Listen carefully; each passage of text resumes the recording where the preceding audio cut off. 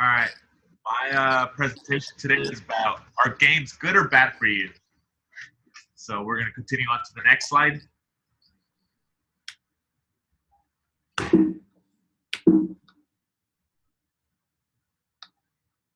First, I'm going to list off some of the positives and benefits that video games have, kind of weigh out the pros and cons of the whole video game systems. Well, as you see, following instructions is a big one, just because that can benefit a kid as far as like uh, uh, following instructions is a really important part of life. Another one that I had down was problem solving and logic. Just there's going to be times when these kids get into problem solving situations in the video game, so that's going to kind of help them prepare for life outside video games. Concentration is a big one, just because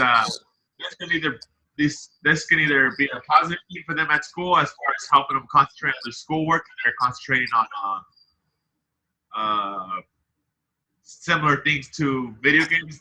If they have that mindset, they'll do really good. Multitasking skills is a big one. A lot of people struggle with that nowadays, so that's a very important one.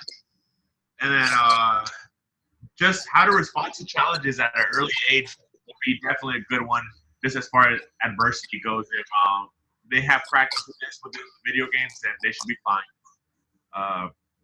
Frustrations, once things don't go their way, it helps them prepare how to handle that situation, how to react to it, and how to adapt.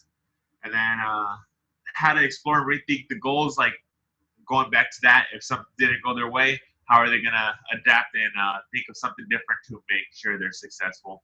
And then obviously teamwork, that will help them outside of the video games, just when they're in school, as far as kind of trying to make new friends, or if they're in a team project, that'll help them have experience with that.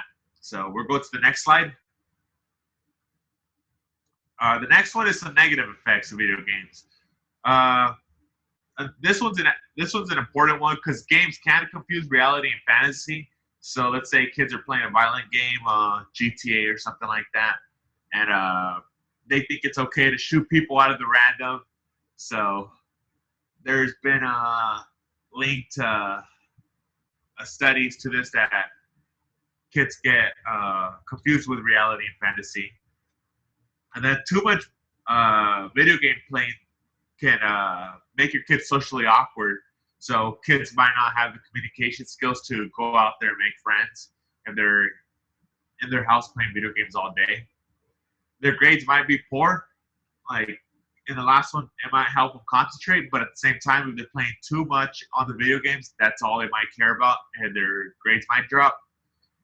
And then being online with several strangers and such all, you never know what the kids get into. They'll pick up curse words, bad habits, and even dangerous situations where they're trying to get trafficked by strangers, trying to lure them in. So it's just a dangerous world out there.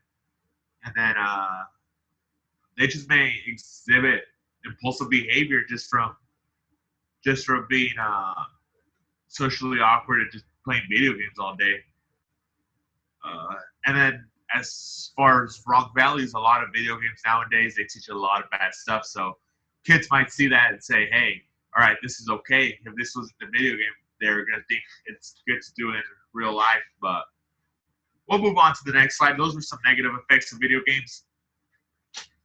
But there are ways that video games can be used for good. Like I said, one way they can be used for good is Baycode always hosts this video game simulator, and it kind of teaches you what are the effects of drunk driving. This kind of gives college students an idea of this can happen if you are drinking and driving. So this is a positive way it can be used because it's teaching you a lesson to not drink and drive. And Baycode hosts that every semester, so that's a good idea of a way it can be used for good. Another way it can be used for good, I have little cousins or nephews that use the little leapfrogs, and that helps them learn. It's pretty much like a little video game tablet or whatnot, and the kid thinks they're playing a video game or what. But to advance to the further levels, they have to answer problem that are educational. So this will help trigger their brain into a learning process early on. So that's a positive. And then another way is I have friends that go to schools to try to be pilots, and for their classes they have like a video games similar thing that shows them how to drive a real plane. Like they give them the actual buttons. It's the whole inside of the aircraft, and then they control that, but it's video simulated. So it gives them an idea how they will do in real life, and that's a positive way because obviously you want your pilot to get some experience before they drive an actual plane, so you don't want to crash. But that's all I have for today.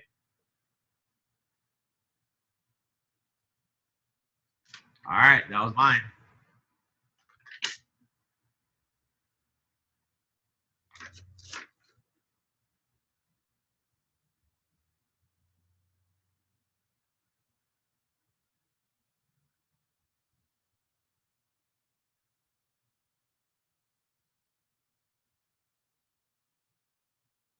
Oh, sorry. I didn't. I talked to myself. My mic was down. Professor Nava? Yes. Yes, from your personal experience, uh, have you have any positive or negative experiences playing video games? Oh, this is just Oh, your presentation is based just on pure research.